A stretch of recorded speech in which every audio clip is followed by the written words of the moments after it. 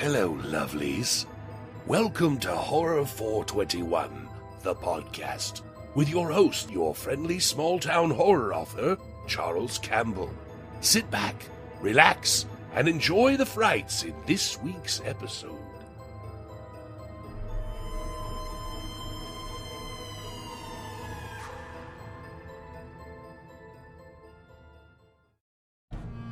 This episode of Horror 421, the podcast, is brought to you by Terror Tour. Music is a killer. Virginia Morgan is the lead singer of a band called the Valley Rats. They have embarked on a regional tour. There is excitement in the air, but there's also something else. One by one, members of the band receive ominous letters at each stop. At first, they think it is a harmless prank staged by a fan. Soon, they learn it is something much more sinister. The band will have to come together to play the show of their lives if there is any hope that they can survive. The Terror Tour. Terror Tour can be found at valleyboypublications.com by clicking on the Shop tab. Hello, everyone. Welcome to another episode of Horror 421, the podcast. I'm your host, small-town horror author Charles Campbell, and today I have a very special guest. He is a representative from Screambox TV, and he works with Bloody Disgusting, and he has all kinds of cool shit going on, and his name is Alex Divincenzo. Did I say that correctly? Nailed it. Thank you. Nailed it. Awesome. Well, Alex, I did look at the bio you sent me. You got all kinds of cool stuff going on, but let me get a little background from you. Kind of share with the audience who you are, how you kind of got into horror, and how did you find yourself with Screambox TV? Ooh, loaded question.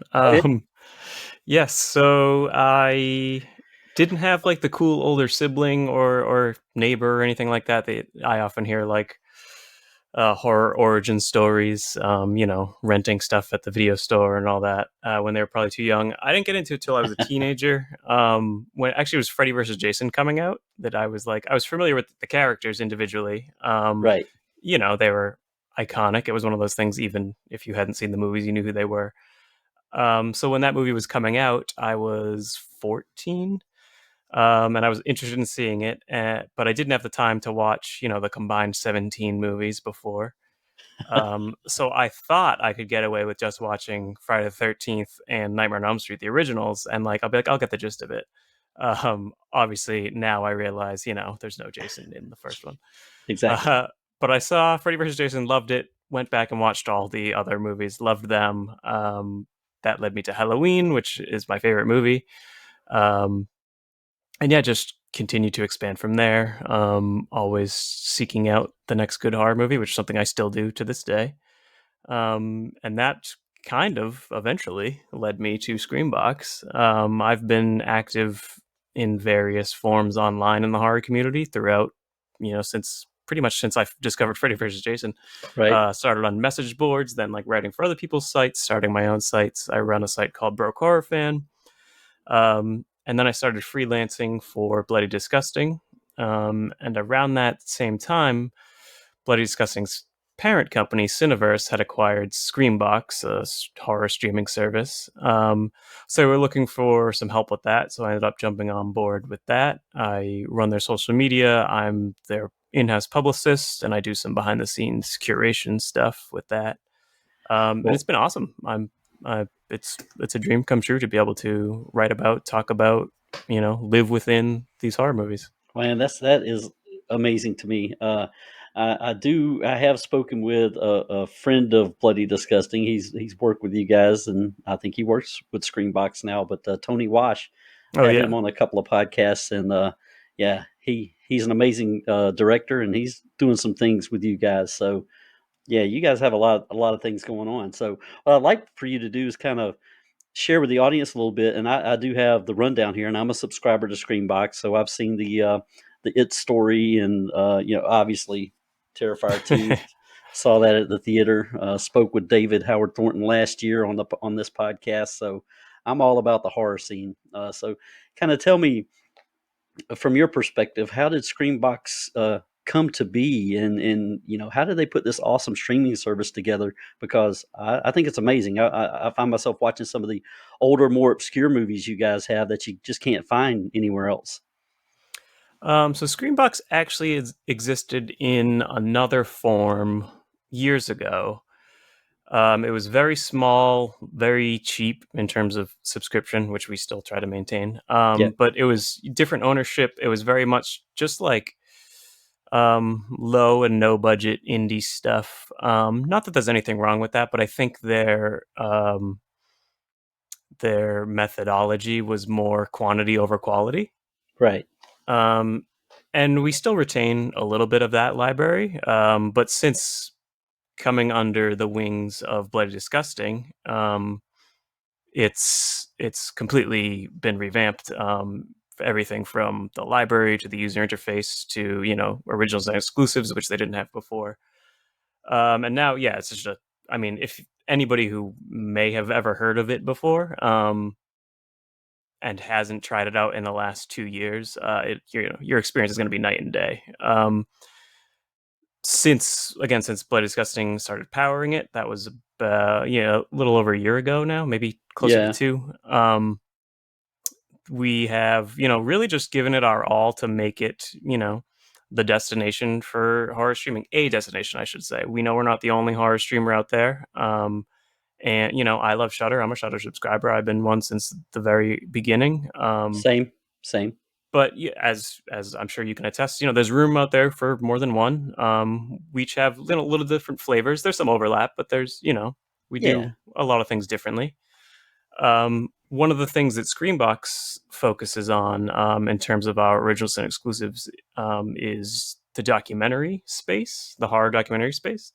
You mentioned Pennywise, the story of it earlier. That was one of our first big originals. That was the first one that I worked on as a publicist as well. And that kind of got us on the radar for a lot of people. Yeah, it did, because I tuned in as soon as it was available, because I grew up a Stephen King kid, love all that stuff, and love the original. I like the revised, the updated version too. Yeah. But Tim Curry, man, he's just another level kind of dude. Oh yeah, but, irreplaceable, and it was so awesome to have him in the documentary too. Yeah. But yeah, you guys are killing it with these documentaries, and there's some that I need to catch up on. I'm excited to see the Robert Englund story. I mean, all you have to say is Robert Englund, and everyone, they know who I'm talking about. If they're in the horror world, they know he's Freddy. How did you guys nail that? How did you get the Robert Englund story? That's really cool to me. That one is actually made by the same team who made the Pennywise one. Okay. So if you like that, you'll definitely enjoy the Robert Englund one. It's called Hollywood Dreams and Nightmares: The Robert Englund Story. That's our latest documentary, and that was another. It really helps us. We have an extremely supportive horror community behind us, but certain titles like the Robert Englund Story and Terrifier 2, which I'm sure we'll talk about, they kind of get us on the radar of bigger, more mainstream outlets, which is super helpful for just awareness and subscribers and all that. But yeah, the Robert Englund Story, you'll definitely enjoy it. It's, there's a lot of documentaries out there or various coverage of the Nightmare on Elm Street franchise. And the filmmakers, they were obviously aware of that, and they didn't want to just repeat all of that. So it's very much just like, it's a celebration of Englund as an actor. There's obviously a lot of stuff revolving around Freddy, because that's a big part of his career. Right. Well, he's done a lot more than just Freddy. I mean, he was exactly in V back in the day. Yes. Yeah. And some people don't realize that. Like, they think, his career started with Freddy, and it really didn't. So it's actually really fun to see, because they show, clips and photos from some of his old stuff. Yeah, he's been around a while.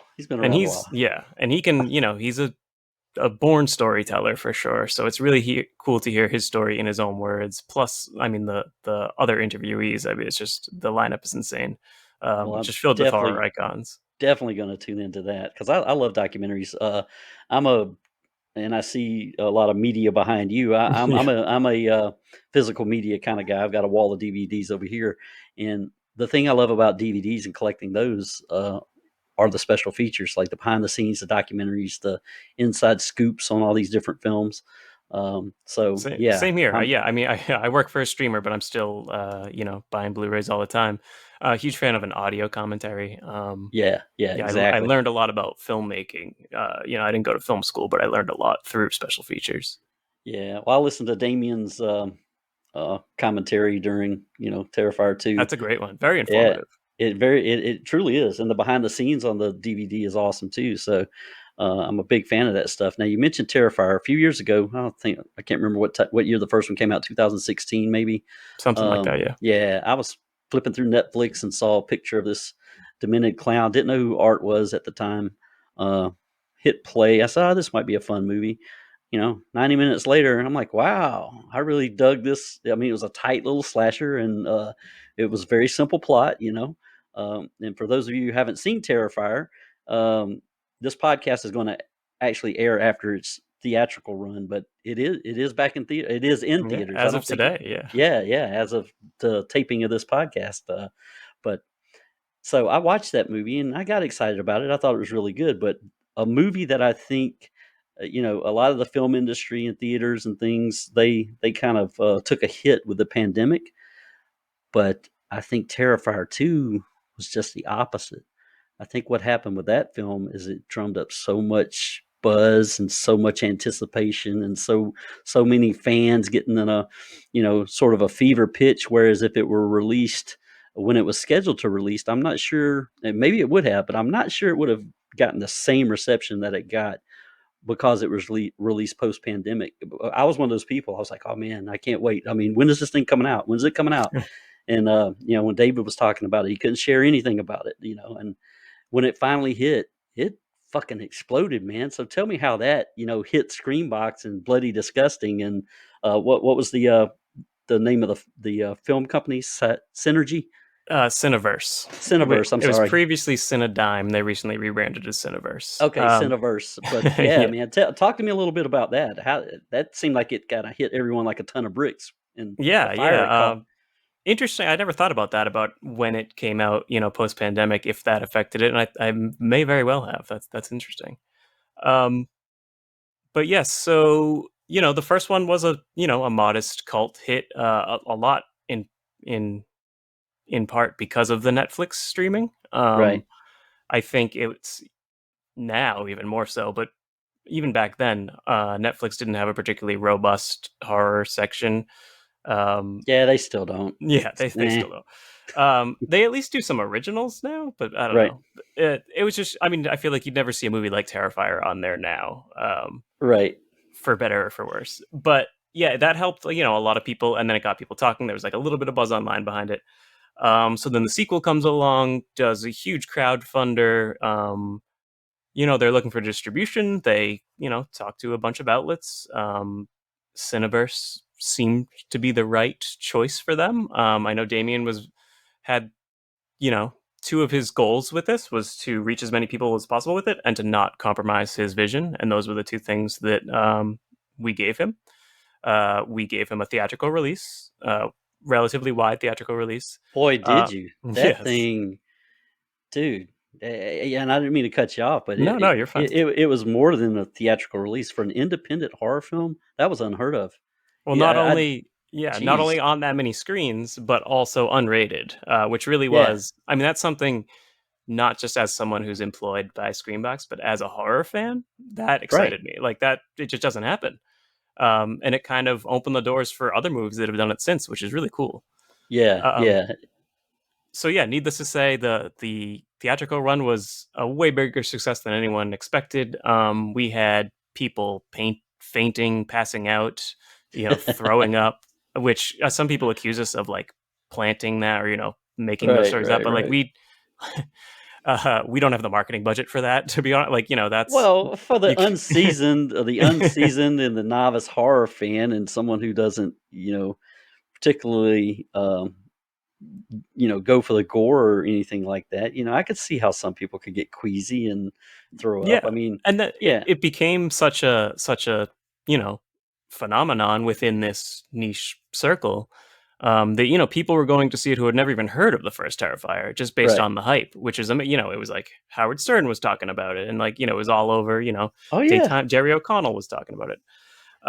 So I mean, it was just like one of those things, like lightning in a bottle. Like we can't ever expect that, anticipate that. Well, I hope you get it again with Terrifier 3. Well, yes, that's leads me to the next part, which is we weren't sure where Damien was going to go for Terrifier 3. He didn't, we didn't have a multiple picture deal with him or anything. Again, he met with various other distributors and studios. But ultimately, we reached an agreement where it was like, we can offer you the same thing we did last time. You're going to get our full support.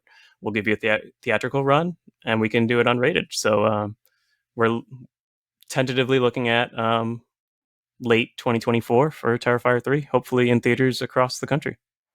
Yeah, well, I'll definitely be there opening day. I was so excited when Terrifier 2 came to our local theater. I was there opening day. Loved the movie.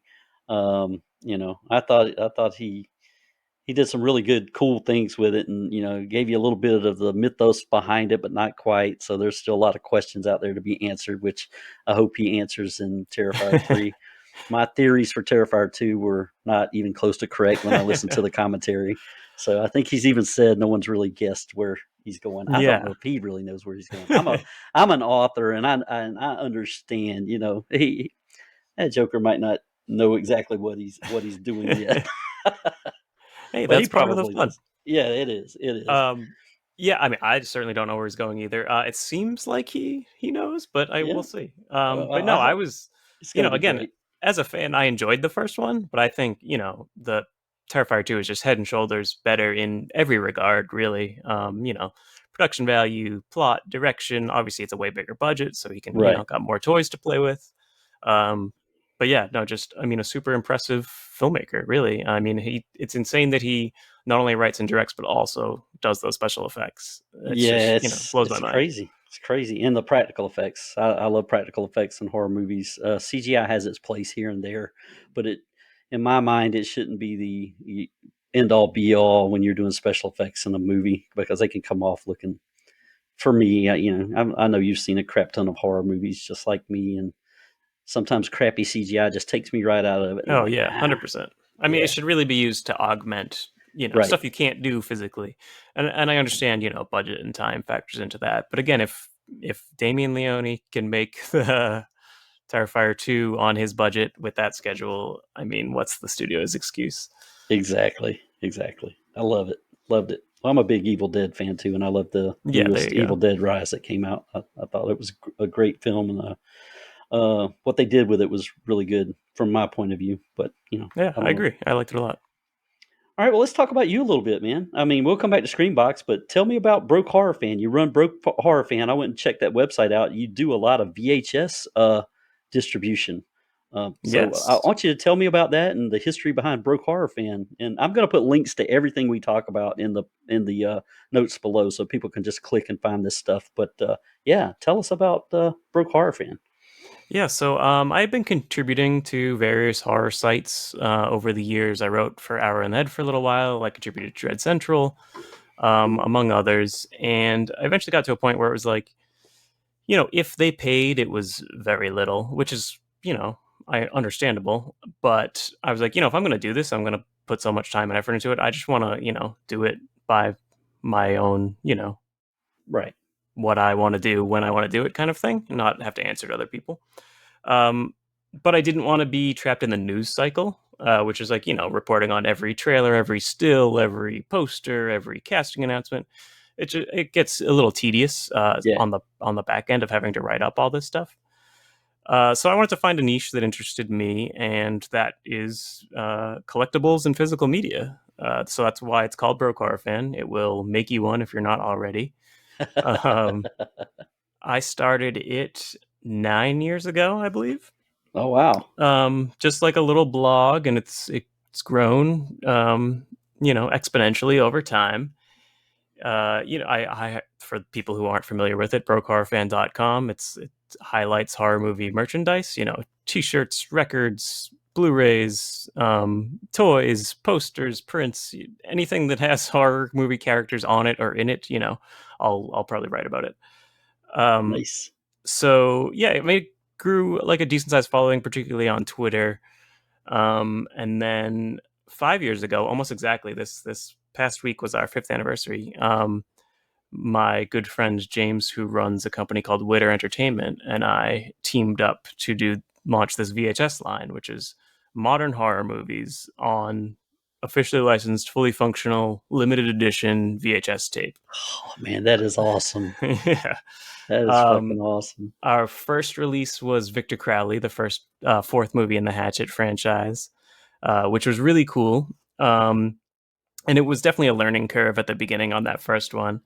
But we've since got to work with and work on a ton of really cool titles. Terrifier, the first Terrifier, was one of our next big titles. We've since done Terrifier 2. We've done Mandy, Color Out of Space, Host, Willy's Wonderland, See, Psycho Werewolves Gorman's Within, on Psycho here. Gorman, yeah, The Yeah. Void, VHS 94 and 99, Yoga Hosers, The Woman, just like so many movies, and like working with filmmakers who I admire so much. It's been surreal. There's, needless to say, not like a huge profit margin on VHS in 2023, Right. but it's just like exciting. There is a small market out there for it. Some people don't have VCRs, but they just think it looks cool on a shelf, which I agree. We put a lot of effort into the artwork. Yeah, well, I'm Um, one of those people. I don't have a VCR anymore. I need to go purchase one because I collect vinyl, so I still play LPs, but the videotapes kind of fell by the wayside for me, which is strange because I'm an 80s kid and I grew up on those 80s horror movies and love going to the video store. The exact opposite of your experience. So, yeah, I may have to go hit up eBay or Amazon and see where I can buy a player. And yeah, it's shipping them is expensive. I would recommend, if you or anyone out there, check like Facebook Marketplace and Craigslist. I If you got a can local pick, flea market too. oh, So, that's even, maybe, yeah, that too. yeah, If you can pick one up locally where you don't have to pay for shipping, and they'll probably charge less, you can probably pick one up for like $10, or like nice. a thrift store. Yeah, yeah. Um, Well, we got some of those too. So yeah, I may have to check that out because having these modern horror movies on VHS would be really really cool. So I don't know what you still have available out there. I know these are limited runs, but I'm definitely gonna check it out. Yeah, a lot of them sell out. Sometimes we'll reissue. Sometimes we have limited edition variants that we don't reprint, but then we'll have a standard edition that we reprint. Right. And I will say, there's no argument that can be made that VHS is a better format than any Oh any no, other no, alternative that's no. out there. But there is something, I think.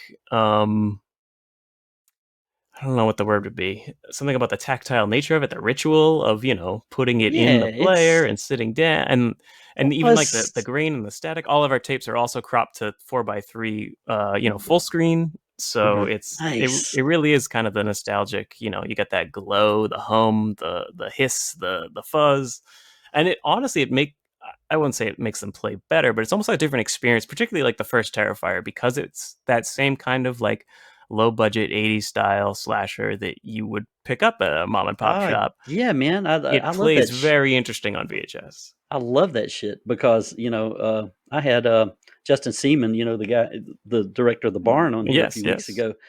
I love his movies for that effect that he. I mean, they look like '80s Yeah. films, and the way he puts them together, the sound, the music, and I know they're set in the '80s, but yeah, Yeah. I love that feel and that vibe for Yeah. sure. Big fan of Justin's work too. Quick plugs, the Barn 2 streaming exclusively on Screambox. That's right. And we That's also have the right. Barn 1. Yep. Well, I got. I met Justin at one of the Days of the Dead conventions. I'm a vendor at the one in Atlanta to sell my little horror books, and I saw him there and got a copy of the original, The Barn. And then my buddy went to Mad Monster, one of these other ones, and Justin was there, and he picked up a copy of The Barn too for me. And it's got the extras too, like the Yeah. behind the scenes and all that stuff. So you can, I forget the name of his website, but I'll put it down the link below so you can find that too. Just if anyone's He's interested in the barn, Scream I think Time, Scream Team or Scream releasing. Team, Scream Yeah, Team releasing. You're right. but I'll stick that in the notes below. But yeah, man, I'm excited about BroCar Fan. I'm definitely gonna go peruse that. But the VHSs are available at witterentertainment.com. Yes, that's true. Okay. WITTER entertainment.com. Yeah, and I'll put Um, that below. Thank you. We also have a couple other, random. We have a couple like shirts and prints and buttons and that kind of stuff. But the VHS is definitely our bread and butter, and we have some cool titles coming up. Man, that's awesome. I want to talk about you a little bit more because you told me to go check out some of your short films, and I checked out everything that I could find. And the one that you said is your favorite right now is called The Nurturing. I watched it. I loved it. I don't want to give it away too much, but I do want you to talk about it and went into making it. And I got a nice little surprise in that video. Another guest of ours from last season was on that in your movie, Oh, did in you your have Hannah short film. on?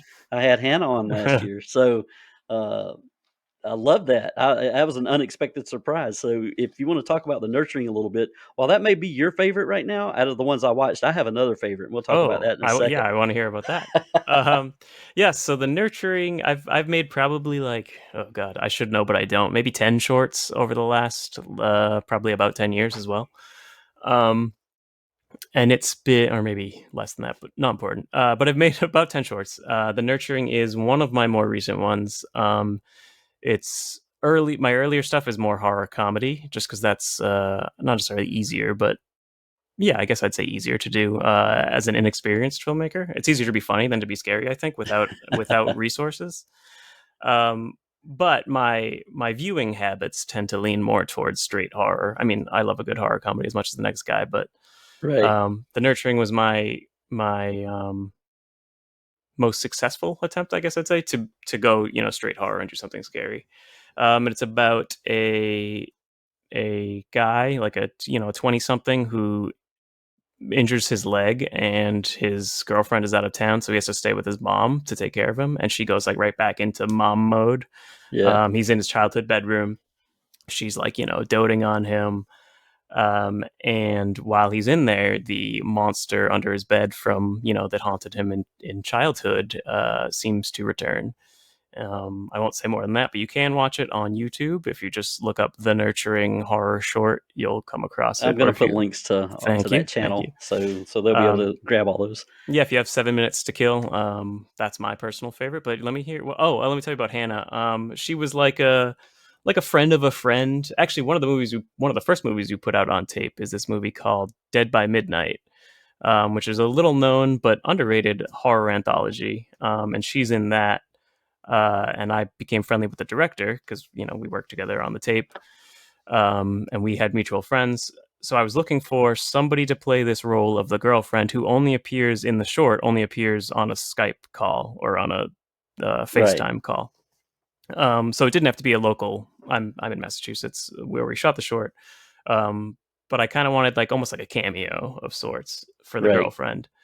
And I was just trying to think about people who were like obviously as much as I'd love to get some whatever A-list horror icon, I recognize the limitations and the Oh, well, she's getting there, like man. well She has yeah done she some cool shit. yeah Siren is freaking yeah love not to that movie. disparage Hannah by any No, means. no, no, I'm no, very no, happy no, yeah. no. But yeah, I was shocked and surprised when I saw her. I was like, Hannah. But anyway, That was my hope that or if you'd never heard of or never would watch my short otherwise, if you heard she was in it, maybe you'd go check it out. But she was like the ideal kind of candidate for that, where she's like obviously used to low budget indie stuff, but I had like I said, a friend of a friend, and she agreed to do it. She recorded it in at her kitchen table, had somebody else reading the lines off camera, then I edited it into the final footage, and it worked out really well. She was great. yeah, Um, I love Hannah. She's amazing. She's got quite a few movies under her belt right now, and I think she just directed one. that's what I was gonna say. I got to return the favor. I worked on her feature. They shot in Connecticut, called Dark Circles, that she directed. Which is currently awaiting distribution, I believe. But it's a really Yeah, cool, like more psychological than anything else. But I think people are going to dig that one when it comes out. yeah. Well, if any of you guys haven't heard of Hannah Fearman, go check her out. She's got a pretty good film library, and not all of it's horror. She has a pretty good emotional film. I think it was called Hold Me.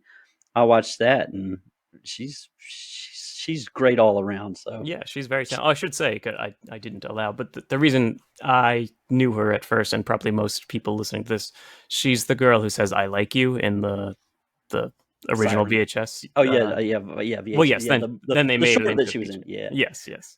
And I want a sequel to that. I want to see what happens to, but that's wishful thinking for me, maybe. But I do maybe, think it's cool that they keep making.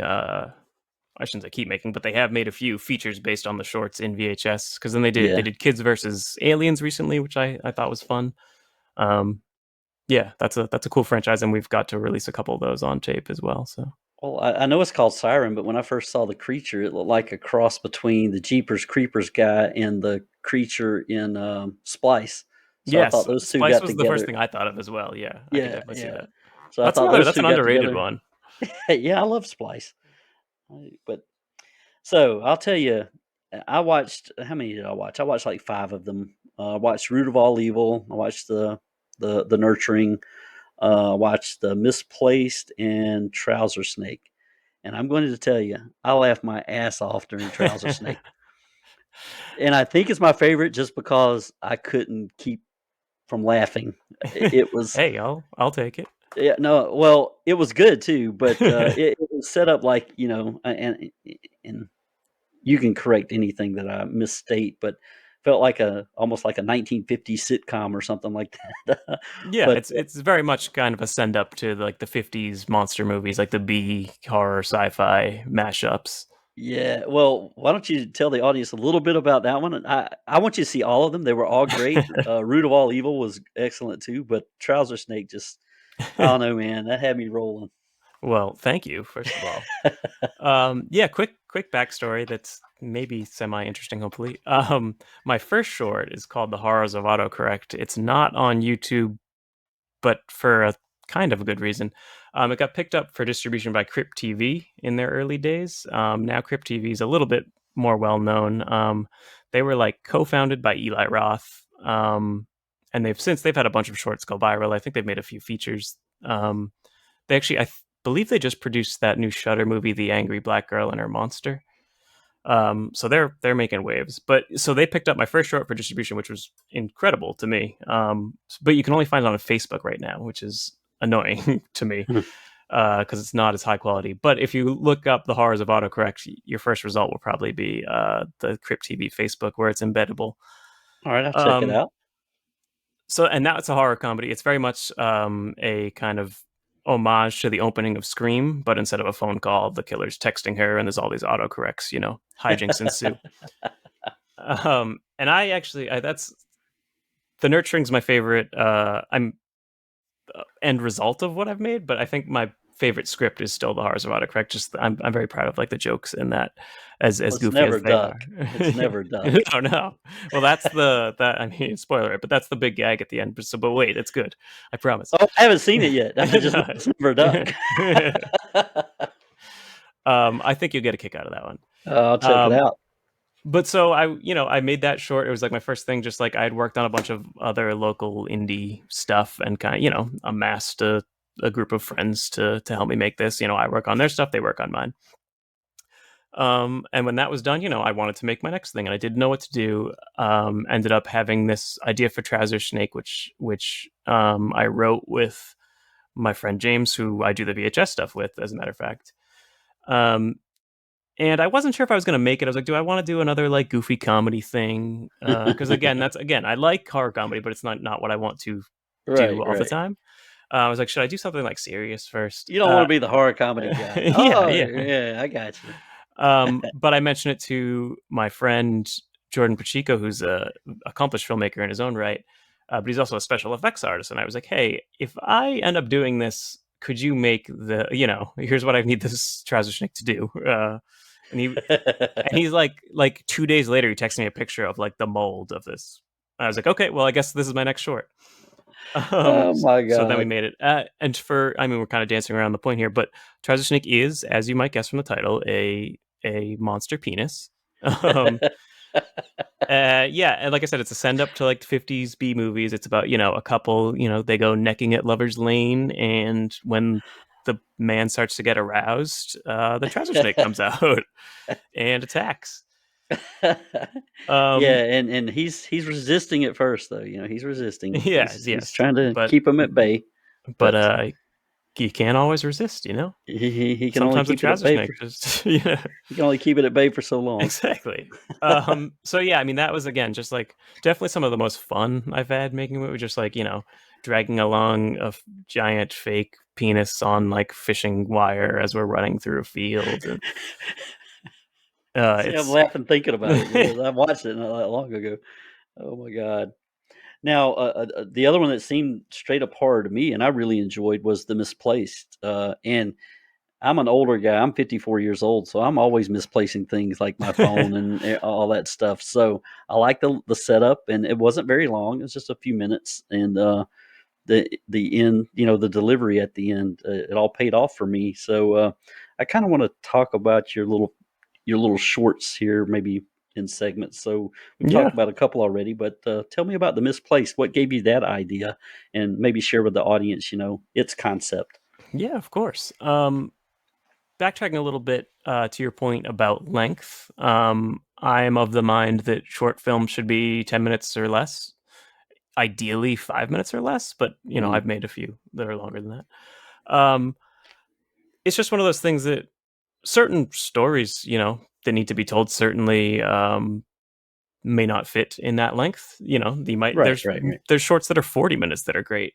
Um, but as a viewer, if someone sends me a link to something and I say it's over 10 minutes, even if I have all the intention of watching it, there's a good chance I leave a tab open and then eventually it gets closed and I never see it. Or like if you're at a film festival, that you have a lot better odds of getting programmed if you're a short, because they can fit more in if it's Gotcha. a short film Yeah. block. But attention spans aren't what they used to. Obviously, it's still my goal to make a feature ultimately, to make features ultimately. Um, but until I have the proper resources, I'm content with doing shorts. And yeah, they're usually like 1 or 2 day shoots. And again, I try to come in at around 5-ish minutes. And yes, the misplaced was definitely straight horror. That one, TJ Frizzy, who's the actor in it, he also co-wrote it with me. He's one of my good friends. We had made a short together called Be Us, which is essentially it was essentially made to kind of serve as an acting reel for him. He was interested in getting into the film world, both writing and acting, and he came to me with that concept. And it was an interesting challenge to me. This is Be Us. It's just a man in a chair speaking to someone off camera for it's like 3 minutes. And I was like, that's very intriguing. Like, can I do something like that and make it interesting? And I'm proud of that one. I think that one's also on the YouTube channel. But so we had a good collaboration with that. So then we wrote The Misplaced together. He came to me with the initial concept, which was originally like pretty different, but the skeleton was there. But it's essentially about starts with a couple who are fighting, arguing about something that's gone missing. He's missing a ring, and they can't find it. And he storms out. So then you're left with his girlfriend, and I don't want to spoil the ending, but eventually they Right. find out where it's Right. gone. And it was very much inspired by one of my favorite things in horror. What like creeps me out when I'm watching something is I don't know if there's a word or a phrase for it, but it's like basically like subtle things happening in the background. Big fan, like I said, Halloween's my favorite movie. There's some shots where like Michael Myers just sits up in the background, but he's out of focus. It's like your eyes just Oh yeah, drawn to yeah. the movement. But or The Strangers is one of my favorite like modern horror movies, and they do a lot of that stuff in the background. So that was very much like my inspiration for making that one. It didn't turn. It's one of those like didn't turn out exactly the way I pictured in my head, but I'm still super happy with it. Well, I quite enjoyed it. Thank you. And there's another one I quite enjoyed, and it had a little comedy in it, but it was for me it was mostly horror. And it looked like it was set around Halloween. We had the people in their costumes, but it was called The Root of All Evil. Um, and I did enjoy the concept of I don't want to give too much away, but uh, I thought it was well made, and I like the cast of characters you have, and I like I guess the villain. It's called The Root of All Evil, so I don't know how much you want to share with the listening audience, but talk about that one a little bit. I'm treading around what the core is, Yes, yes. as not to spoil it. Yes. Well, thank you. That's another one I'm very proud of for different reasons. But so that was made as part of the 48-hour film project, which is a thing they have location actually all over the world, but a lot throughout the U.S. Like major cities in each state, they'll run them annually. This one was made for the Providence version about I don't know 5 years ago, 6 years maybe. And they give you basically on Friday night, you're given a genre, a character, a line of dialogue, and a prop. and then you have until Sunday night, 48 hours later, to deliver a completed short using those things. Okay, that's cool. It is. It's like a very very rewarding challenge, assuming you complete Now the that I short. know that thing was freaking amazing. But Then that's why I'm, I try not to ever toot my own horn, but that's why I'm proud of that one, because I think it'd be like a decent short even if it wasn't made under those restraints. But the fact that we yeah, pulled that off in 48 hours, I'm very happy with that. So yeah, I got the prompt on Friday night. So this one, it was all horror. It was like their Halloween edition. So it was all subgenres of horror. And my subgenre was natural horror, which to hmm me could have been like a killer animal, or like, a nature, some kind of storm or something like that, a natural disaster. Um, Neither of which you could really pull off without more time or money. right. So I was like, all right, well, what else? What else associated with natural horror? And I came to the idea of plants. The main example and inspiration for this for the short is the movie The Ruins and the book The Yep, Ruins, actually. I was gonna say that. Yeah. So yeah, I wrote it that Friday night. We shot it all day Saturday. Stayed up all night editing it, and my cinematographer edited it while I composed the score. We got it all done. Got it in like right under the 48-hour mark. And yeah, it's about a group of friends who get together on Halloween. And the host of this little gathering has what she calls the Halloween tree, which I borrowed from the Ray Bradbury book. Um, the name, not really the concept of it. I, Right, I right, kind of right. just made up. She has this Halloween tree. It gets disrespected, and basically it fights back. Yeah, it's not gonna take that shit. Yeah, Exactly. So one of the requirements was it had to be under 7 minutes. So it's, I mean, if you watch it back knowing what you know now, you'll certainly see the ending is very much rushed to kind of get it over with, because we spent all this time setting up. What I did was, the thing about 48 hours, 48-hour film projects, which is exciting, is it's not a big commitment for anyone involved. Sometimes people work on indie features for years. They should just shoot on nights and weekends, which is, there's nothing wrong with that, very respectable. But sometimes the cast doesn't see it till 5 years later. But with 48s, it's like you can, you commit for one day and then you have the short a day later. So I had asked a bunch of actors I had worked with, both directing and producing other friends' stuff, if they wanted to be involved, expecting like half of them not to be able to, and they like all said yes. So it's like 7 characters in a scene, yeah, which is a lot for a short that had to be under 7 minutes, and have a bunch of deaths and stuff like that. So like I said, it's a little rush, but I am very proud of what we did within the time restraints. oh yeah. And if you guys are into, gore, there was a couple nice little gory scenes in the film. One, Yes, I'm in very proud of a yeah, couple of the. those turned out really well. So Go ahead. Jordan, my friend Jordan, who I met, he's the same guy who made the Trouser Snake. He plays the pirate, the guy dressed as a Yeah. pirate in that one, and he also did the effects on that. So I'm very Well, grateful to have him in my quarter. shout out to Jordan. Good job. Yes. All right. Well, you talked about you want to get to a point where you're doing features. The short films I've seen, they're top notch, man. I think they're great. Well, thank you. So, what do you do you have anything on the horizon that you're looking at to maybe try to get yourself into making features? Because I know it's all about backing and money and time and all that stuff, but you're starting to get connections now. Do you see some avenue to get into that? I do. I've like written a couple feature scripts, but nothing that I'm like I have to make this. It's Right. more just like an exercise almost. Um, but I really don't want to. This kind of makes me sound like stuck up, and I don't mean it that way. But I don't want to compromise so much that like the end result is something that looks like cheap and not the Yeah, I way I got you. want it. I've worked on so many other low budget movies, which again, if you go the horror comedy route, it's a lot easier to kind of get away with. But if I want to do Right. something actually scary for little to no money, um, it's not easy. Uh, Yeah. so I just very recently, I think I came up with the concept that I could do within those restraints. It's in the just in the gestation phase right now. But I'm hoping to eventually be able to do that and kind of use that as like a calling card. Like, here's what I can do for no money. Maybe somebody will give me some money to do something. Right. Oh man, Um, I'd love to see it. I mean, fingers crossed. I mean, in a perfect world, Yeah. I'd make it, and then Screambox would put it out, and people could see it there. But I mean, Exactly. that's a pipe dream. Well, I kind of know how you feel. Well, pipe dreams turn to reality sometimes. And So that's true. yeah, I know. I kind of know the way you feel, not from a filmmaking perspective because I can never do that. But I am a small town indie horror author, and I have an anthology called Horror 421: The Road to Terror. And I'm talking to a director friend of mine.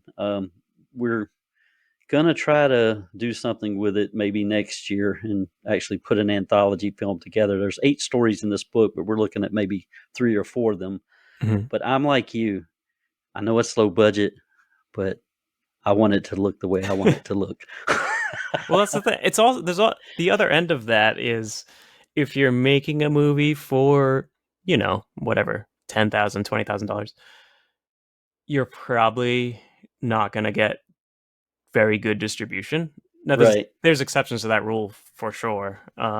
We put out The Outwaters, which was made for around that amount of money, and we got that in theaters. And then Skinamarink came out around the same time. That was also made for next to nothing and got a wide release. So there's exceptions, and I'm super, I admire those filmmakers.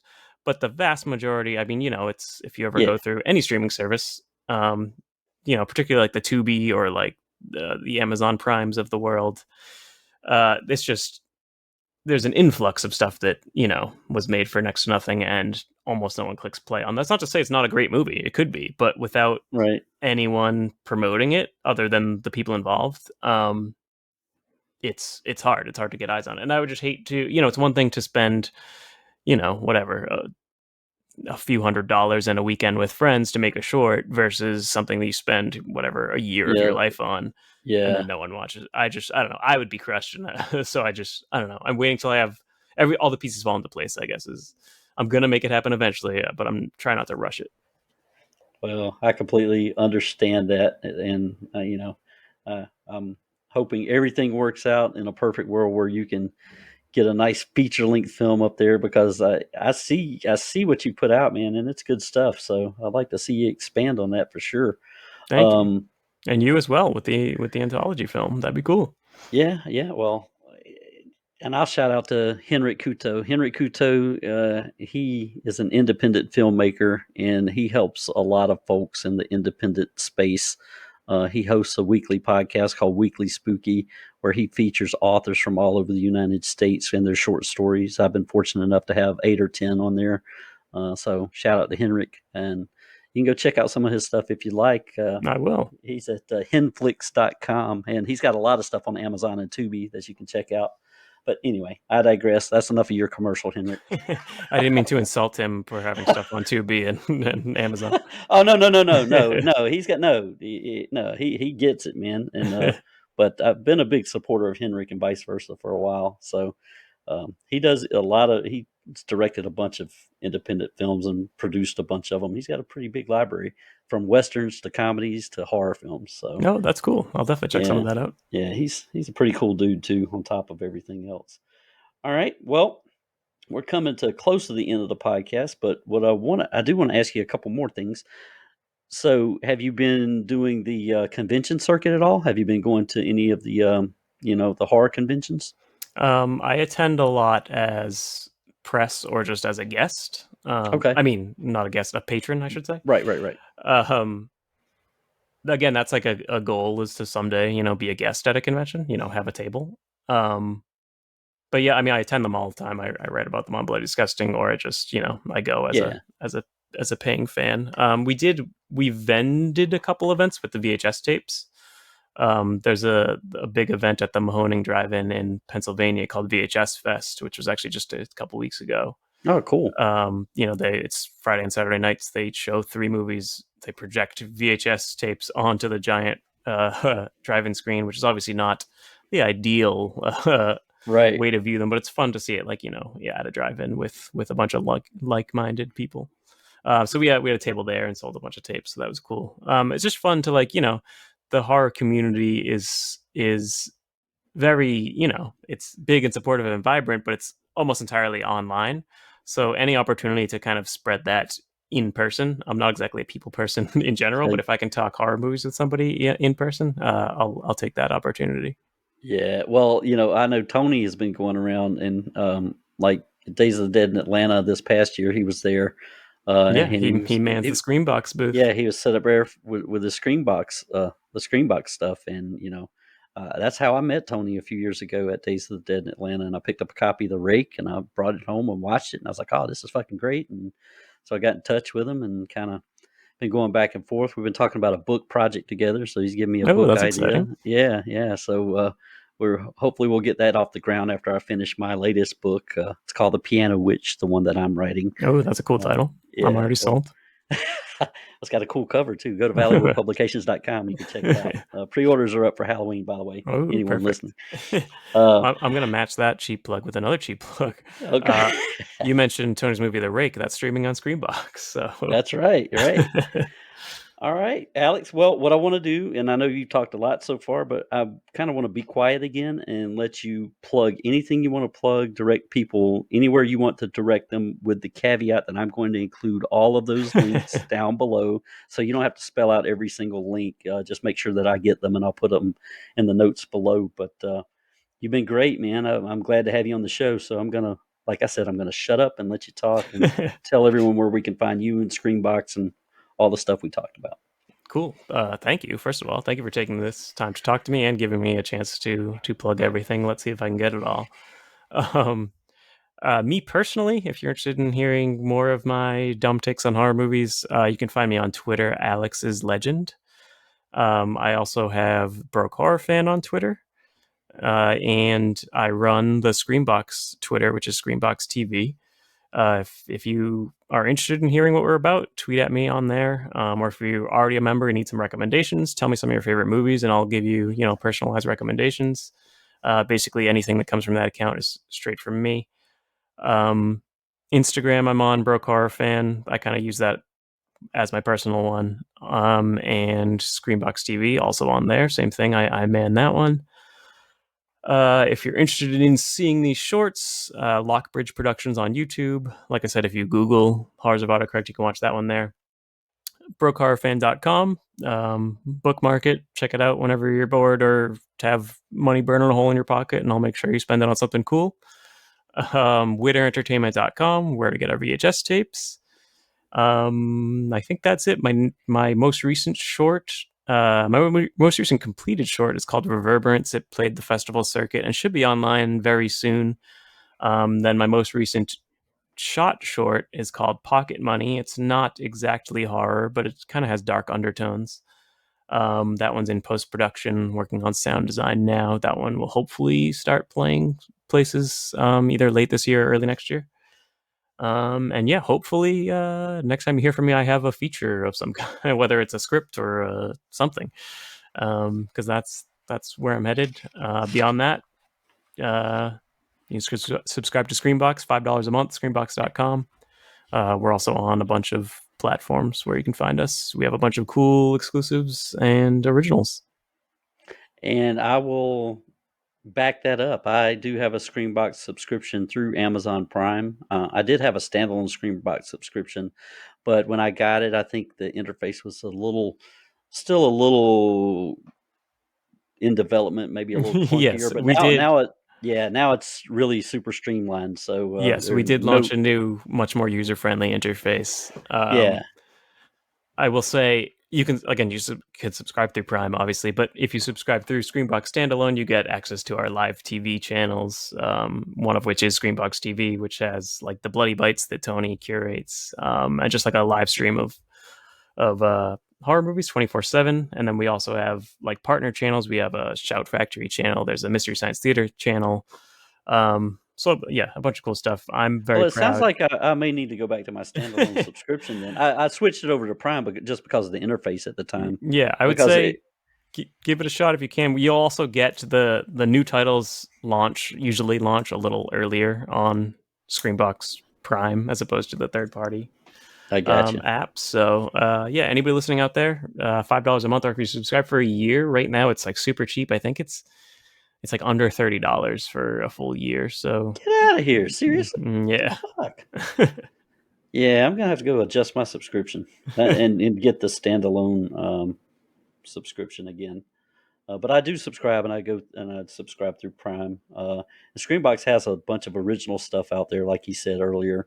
So please go out there, check it out. Check out what they have going on. Check out everything that Alex mentioned during the podcast. I'll put links to everything below.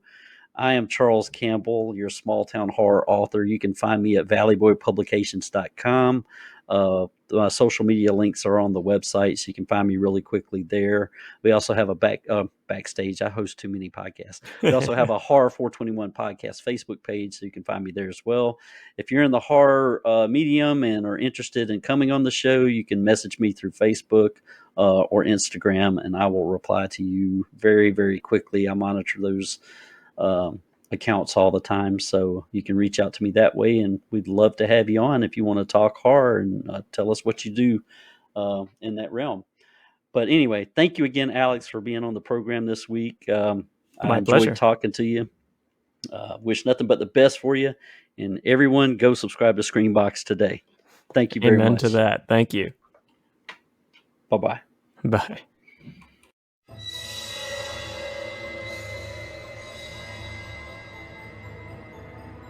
We hope you had a horrific time, lovelies.